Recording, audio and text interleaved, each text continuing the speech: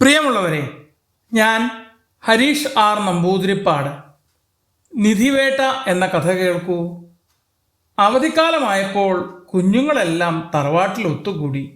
അച്ചു, പാച്ചു, മാളു, കിച്ചു, അഞ്ചു, കുഞ്ചു എല്ലാവരും ഒത്തുചേർന്നിട്ടും വീട്ടിലൊരനക്കമില്ല. കുഞ്ഞുങ്ങൾ തങ്ങളുടെ ഫോണിൽ തന്നെ മുങ്ങിയിരിക്കുകയാണ്.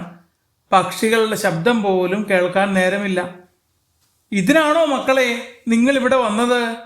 നിങ്ങളുടെ അമ്മയും അമ്മാവനും മറ്റു കൂട്ടുകാരും എല്ലാം കുട്ടിക്കാലത്ത് എങ്ങനെ കളിച്ചു നടന്നതാണ്. നിങ്ങൾക്ക് കളിയും വേണ്ട, ചിരിയും വേണ്ട, ഫോൺ മാത്രം മതി, മുത്തശ്ശി പറഞ്ഞു. ഇത് കേട്ട അമ്മാവൻ പുഞ്ചിരിച്ചു. അടുത്ത ദിവസം പുലർച്ചെ കിച്ചുവിൻ്റെ വാതിലിന് മുന്നിൽ ഒരു പഴയ പേപ്പർ. അതിനരികിൽ ഒരു വലിയ മാപ്പ് വരച്ചു വച്ചിരിക്കുന്നു. കുറിപ്പിൽ എഴുതിയിട്ടുണ്ട്, നിങ്ങൾക്ക് ധൈര്യമുണ്ടെങ്കിൽ ഈ മാപ്പ് പിന്തുടരൂ. ഞാൻ തയ്യാർ, കിച്ചു ഉറക്കെ വിളിച്ചു കൂവി. ശബ്ദം കേട്ട് ഓടി വന്ന മറ്റു കുട്ടികളോട് വിവരങ്ങളെല്ലാം പറഞ്ഞപ്പോൾ അവർക്കും ആവേശമായി. ആ കടലാസിലെ മാപ്പ് നോക്കി അവൻ മുറ്റത്തിറങ്ങി മുന്നോട്ട് നടന്നു. ആദ്യ അടയാളം പഴയ വൃക്ഷം. അതിൻ്റെ തടിയിൽ ചുവന്ന അമ്പടയാളം. അതിന് താഴെ ഒരു ചെറിയ കുറിപ്പ്. മുന്നോട്ട് പോകണമെങ്കിൽ പാട്ടുപാടി കൈയടിച്ച് കളിക്കൂ. ഓടുന്നുണ്ടോടുന്നുണ്ടേ മാണിക്യ ചെമ്പഴുക്ക. അവർ പാടി കളിച്ചു. മരത്തിന് തൊട്ടപ്പുറത്ത് ഒരിലയിൽ എന്തോ എഴുതി തൂക്കിയിട്ടിരിക്കുന്നു. രണ്ടാമത്തെ അടയാളം.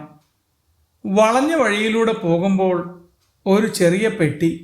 അത് തുറന്നപ്പോൾ ഒരു ടോർച്ച്, കൂടെ ഒരു കുറിപ്പ്. മുന്നിലുള്ളത് ഇരുണ്ട വഴി. ധൈര്യമുണ്ടെങ്കിൽ മാത്രം മുന്നോട്ട് പോകാം. അവിടെ ഒരു വലിയ നിധി നിങ്ങളെ കാത്തിരിക്കുന്നു. നമുക്ക് തിരിച്ചു പോയാലോ? മാളു പറഞ്ഞു. ഇല്ല, നിധി അടുത്തായിരിക്കും. അച്ചു ഉറച്ചു നിന്നു. അവൻ ടോർച്ചടിച്ച് മുന്നിൽ നടന്ന് വഴി കാട്ടി. മൂന്നാമത്തെ അടയാളം. വലിയൊരു കുളം. ചുറ്റും ആരുമില്ല.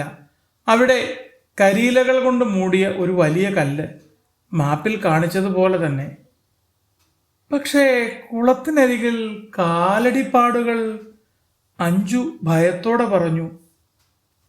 നമ്മളെ ആരെങ്കിലും പിന്തുടരുന്നുണ്ടോ?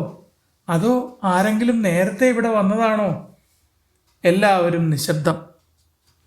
അവസാനം ധൈര്യസമേതം കിച്ചു കരിയില മാറ്റി കല്ല് പൊക്കി നോക്കി. അതാ ഒരു പെട്ടി. കുഞ്ഞുങ്ങളുടെ ഹൃദയം തുടിച്ചു. തുറക്കണോ?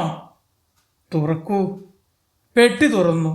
നാരങ്ങ മിഠായികൾ, പലതരം കോലുമിഠായികൾ, ചോക്ലേറ്റുകൾ, പഴയകാല കളിപ്പാട്ടങ്ങൾ, വെള്ളാരം കല്ലുകൾ, മഞ്ചാടിക്കുരുക്കൾ, പിന്നെയും പലതരം കളിയുപകരണങ്ങൾ.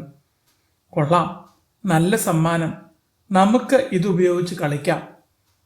എന്നാലും ഇതൊക്കെ ഇവിടെ ആരാണോ കൊണ്ടുവച്ചത്? കുഞ്ഞുങ്ങൾക്ക് സംശയം തീരുന്നില്ല. ആരായാലും ബുദ്ധിമാൻ തന്നെ, അച്ചു പറഞ്ഞു. അപ്പോഴും മരത്തിനു മറവിൽ നിന്ന് രണ്ട് കണ്ണുകൾ അവരെ നിരീക്ഷിക്കുന്നത് അവരറിഞ്ഞില്ല. കുഞ്ഞുങ്ങൾ ഫോൺ മാറ്റിവെച്ച് കളികളിൽ ഏർപ്പെട്ടു തുടങ്ങിയപ്പോൾ അവർക്ക് കൂടുതൽ ഉത്സാഹമായി. ഫോണിനകത്തെ ലോകത്തേക്കാൾ പുറത്തുള്ള ലോകം കൂടുതൽ ആവേശകരമാണെന്നവർ തിരിച്ചറിഞ്ഞു. കുഞ്ഞുങ്ങളുടെ മാറ്റം കണ്ട് അന്തം വിട്ടു നിൽക്കുന്ന മുത്തശ്ശിയെ നോക്കി അമ്മാവൻ പുഞ്ചിരിയോടെ കണ്ണിറുക്കി.